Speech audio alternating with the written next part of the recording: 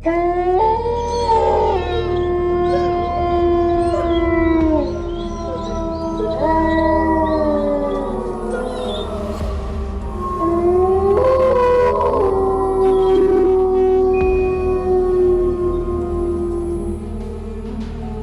ជូនរឿងនិទានខ្មោចលាក់សាកសពភាគ1រឿងមួយនេះដកស្រង់ចេញពីក្នុងឆ្នាំ2000 បរិយាកាសបែបនេះនាំគ្នាមកលេងបិទពួនឡទេសំឡេងស្រួយស្រិបរបស់ក្មេងស្រីក្នុងឯកសណ្ឋានសិស្សបឋមសិក្សាឧទ្យានឡើងសក់ខ្មៅបប្រេះស្មារស់សัตว์ត្រមោកតាមកម្លាំងខ្យល់ពេលនេះឬក្មេងស្រីម្នាក់ទៀតសួរដោយសំឡេងក្រលួចមុននឹងឈរអោបដៃសម្លឹងមើលព្រះអាទិត្យ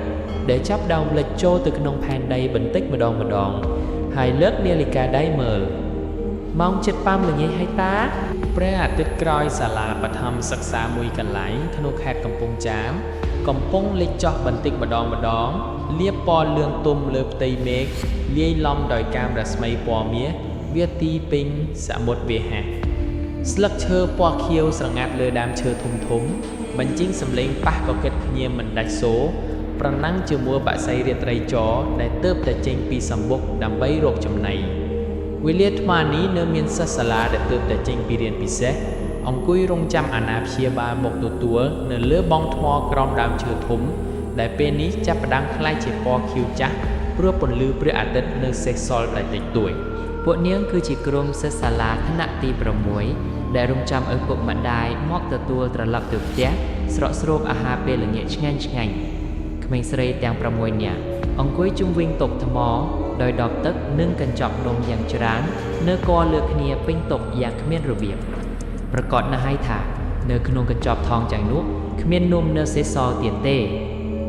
ឈ្គួតទេឬលាក់មកលេងបិទពួនអីពេលនេះកៅក្មេងស្រីដែលមានសក់វែងជាងគេនិយាយឡើងនាងកាន់ដបបឺតទឹកដែលនៅសល់ឯភ្នែកនៅបដោតសម្លឹងទៅម្ចាស់គំនិតឈួតនោះមិនឃើញមានអីផងកែវលេងទៅកុំឲ្យខាតពេលអង្គុយចាំប៉ាម៉ាក់មកទទួលហើយពេលនេះក្នុងសាលាក៏គ្មាននរណានៅដែរគួរឲ្យសប្បាយសឹងស្លាប់លាក់ព្យាយាមរកញាក់រួមដៃនាងងាកមកកេះក្មេងស្រីពាក់វ៉ែនតាធំដែលកំពុងអង្គុយអានសៀវភៅនៅក្បែរនោះក្មេងស្រីមុខដោយតុក្កតានោះងាកមកសម្លឹងមុខលាក់យឺតមុននឹងយកដៃសម្រួលវ៉ែនតាដងក្រាស់ឲ្យត្រូវនឹងភ្នែកនាងគ្រវីក្បាលយឺតសរសៃសក់រំកិលទៅមកតាមចលនាកម្រើកឯមាត់នៅតែពាក់ម៉ាស់ការពារមេរោគនិងល្អងធូលីតាមលក្ខណៈរបស់នាងឯងបបួលមកយូរ៉ាឬវាមិនលេងជាមួយឯងទេដួងច័ន្ទម្ចាស់សំឡេងក្រលួចលៀនអណ្ដាតដាក់មិត្តសម្លាញ់តាមបែបកូនក្មេង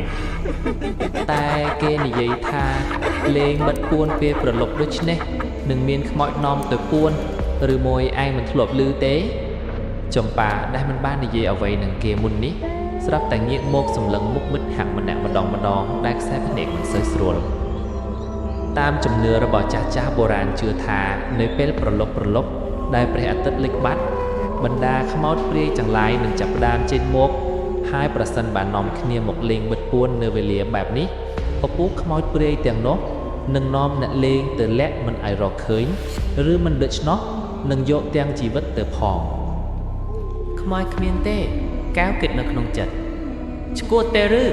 ពុទ្ធសម័យហើយជំនឿអស់ទាំងនេះឃើញថាយ៉ាងនាំគ្នាលេងក៏ល្អដែរដើម្បីរងចាំប៉ានិងម៉ាក់មកទទួលផងហើយម្យ៉ាងទៀតទីនេះក៏មានសុវត្ថិភាពដែរអ៊ំញាក់យាមនៅចាំខាងក្រៅសោះក្មេងស្រីដែលអង្គុយទល់មុខគ្នានោះហាក់ដូចជាចាប់ដើមគិតចង់សប្បាយខ្លះដែរហើយមានម៉ាលីលេងម្នាក់ហើយរួមទាំងខ្ញុំម្នាក់ទៀតចុះមាននរណាចង់លេងជាមួយទៀតទេក្មេងស្រីពីរនាក់ញញឹមដាក់គ្នាមុននឹងដាក់ដៃចុះលើតុដែលមានសិតតែថងនំនៅរាយពាក់ពេញដួងច័ន្ទកាត់សម្ដីមុននឹងដាក់ដៃចុះលើដៃរបស់លាក់និងម៉ាលីដែលដាក់ចុះមុននេះខ្យល់ចំណូលស្រាលចាប់តាមបក់មកប៉ះផ្ទៃមុខរបស់ពួកនាងទាំង6នាក់ថងនំទាំងឡាយប៉ោងខ្ចាត់ខ្ចាយពេញដីខ្លែងស្រាកស្រែកខ្វាក់ពីលើដើមឈើធំខុសប្លែកពីធម្មតាហាក់ចង់ប្រកាសប្រាប់ពីប្រភ្នួលអាក្រក់អ្វីមួយយ៉ាងតែទោះជាយ៉ាងនេះក្តីក៏ក្មេងស្រីទាំង6មិនបានគិតអ្វីទាំងអស់ភាពមើលស្រាលបានចិត្តរបស់ក្មេងស្រីធ្វើឲ្យពួកនាងសម្រេចចិត្តលេងអ្វីដែលមិនគួរលេងរួចទៅហើយប្រកាសហើយថាមានសុវត្ថិភាព ក្មេងស្រីមុខតុក្កតាដោះម៉ាស់ចេញពីមាត់ដើម្បីបញ្ជាក់ឲ្យច្បាស់ថាការលេងលើកនេះពិតជាគ្មានគ្រោះថ្នាក់អ្វីដល់ពួកគេពិតមែនម្ចាស់គំនិតមិនបាននិយាយអ្វីក្រៅពីងាក់ក្បាលដើម្បីឲ្យក្មេងស្រីរសាយកង្វល់ខ្លះៗតែទោះជាយ៉ាងនោះក្តីដោយសារនិស្ស័យជាក្មេងចូលចិត្តគិតច្រើននិងពូកែខ្លាចដូចមយូរ៉ាធ្វើឲ្យនាងគិតវែងឆ្ងាយជាងក្មេងបដិមសិក្សាស្រកោគ្នាការប៉ាវស៊ីងសង់គឺជាវិធីដំបូងដើម្បីជំរុះយកអ្នកចាំទីម្នាក់ដែលប៉ាវចាញ់ចំណែកអ្នកដទៃទៀតដែលប៉ាវឈ្នះត្រូវខ្លាចជាអ្នកពួនក្នុងការលេងល្បែងនេះត្រូវធ្វើយ៉ាងណាមិនឲ្យអ្នកចាំទីតាមរកអ្នកពួនឃើញទេបើមិនដូច្នោះអ្នកពួនដែលត្រូវគេរកឃើញដំបូងត្រូវមកចាំទីចំនួនវិញដើម្បីលេងបន្តទៀតក្រោយពីចំណាយពេល5នាទីប៉ាវជំរុះរៀបរយហើយតំណែងអ្នកចាំទីដំបូងនៅក្នុងល្បែងនេះគឺធឿទៅលើកែវថ្មីបើនាងមិនសូវសប្បាយចិត្តនឹងលទ្ធផលដែលទទួលនេះក៏ដោយតែនេះគឺជាច្បាប់នៃការលេងនាងត្រូវក្លាយជាអ្នកចាំទីដំបូងគេដោយមិនអាចប្រកែកបានអគារដែលអាចពួនបានគឺមានតែអគារ A ប៉ុណ្ណោះហាមទៅអគារផ្សេងបើមិនដូច្នោះនឹងត្រូវពិន័យឲ្យចាញ់កែវចាប់ផ្ដើមបន្ថែមលក្ខខណ្ឌក្នុងការលេងក្មេងស្រី5នាក់ដែលនៅសល់ងក់ក្បាលយល់ស្របតាមម៉ាលីឯងទៅពួនជាមួយខ្ញុំណាមយូរ៉ាទាញជាអោរបស់ម៉ាលីតិចក្មេងស្រីងាកមកញញឹមដាក់មយូរ៉ាបន្តិចមុននឹងចាប់ដៃនាងកាន់យ៉ាងណែន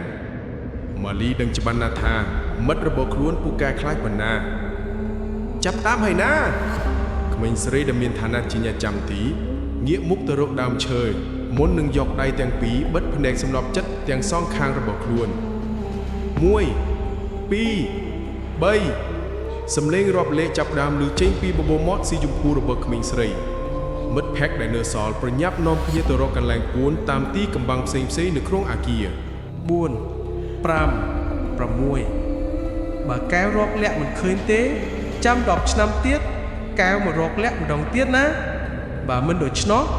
លាក់នឹងមកតាមរកពួកកែវដែលខ្លួនឯងលាក់ដែលរត់ទៅពួនក្រោយគេឆ្លៀតមកសិបដាក់ទៅជាអ្នកចាំទីដើម្បីឆាឆៅក្មេងស្រីបញ្ញាប់ទៅពួនភ្លាមទៅនិយាយច្រនដល់ហើយកែវវាសដៃមកក្រោយទៅមកដើម្បីដេញលាក់ឲ្យទៅពួនរហូតនាងរត់ទៅខាងក្រោយអគារបាត់7 8 9សំឡេងរាប់លេខនៅបន្តលាន់រងំពេញសាលារៀនដែលមានសភាពស្ងប់ស្ងាត់ដូចក្នុងព្រៃខ្មោចក្មេងស្រីទាំង6នាក់ព្យាយាមរកកន្លែងលាក់ខ្លួនដើម្បីកុំឲ្យអ្នកចាំទីចាប់ខ្លួនឯងបានម៉ាយូរ៉ាម៉ាលីនិងដួងច័ន្ទរត់មកជាមួយគ្នាក្មេងស្រីទាំង3រត់កាត់ជាន់ផ្ទោលដីដើម្បីសម្ដៅទៅបន្ទប់ទឹកដែលមានភ្លើងបើកចោលពន្លឺពណ៌សនៅក្នុងបន្ទប់ទឹកធ្វើឲ្យពួកនាងមើលឃើញគ្រប់បែបយ៉ាងនៅខាងក្នុងយ៉ាងច្បាស់នាំគ្នាមកពួនទីនេះទៅ3ញាក់ច្បាស់ជាមិនស្រួលទេគ្នាឡើងទៅពួនខាងលើល្អជាងពេលកែវចាប់បានហើយសញ្ញាផងណាគ្នានឹងចុះមកបញ្ញាក់កែវឲ្យណាណីម្ដងដួងច័ន្ទឲ្យសញ្ញាមុត2ញាក់ទៀតមុននឹងប្រញាប់រត់ឡើងចណ្ដាលទៅរកកន្លែងលាក់ខ្លួនល្អនៅខាងលើម៉ាលីនៅពួនជាមួយគ្នាណាម៉ាក់យូរ៉ាអង្វរកមិត្តភក្តិដៃម្ខាងទៀតរបស់ម៉ាលីកាន់ដៃមិត្តសម្លាញ់រត់ចូលមកក្នុងបន្ទប់ទឹកខាងចុងបំផុតម៉ាក់យូរ៉ាពួនត្រង់នេះហើយឯគ្នានឹងពួនក្នុងបន្ទប់ជិតនេះតែមុននឹងម៉ាក់យូរ៉ានិយាយអ្វីបានច្រើនជាងនេះម៉ាលីក៏ទាញទ្វារបិទមុននឹងខ្លួនឯងតតចូលបន្ទប់ផ្សេងទៀត28 29 30ក្មេងស្រីអ្នកចាំទីរាប់លេខចុងក្រោយគេមុននឹងងាកមកកន្ទុយឃើញតែវាល្វឹងល្វើយព្រះអាទិត្យចាប់ផ្ដើមបន្ថែមខ្លួនចុះជាលំដាប់កែវយកកៅស៊ូកងចងសក់សិនមុននឹងស្រែកខ្លាំងធ្វើឲ្យហ្វូងព្រាបដែលនៅបរិវេណនោះអោទៅផ្ទះស្លាបហៅទៅលើអស់ខ្ញុំតាមរកហើយណា សូមរងចាំភាគពីណាប្រិយមិត្ត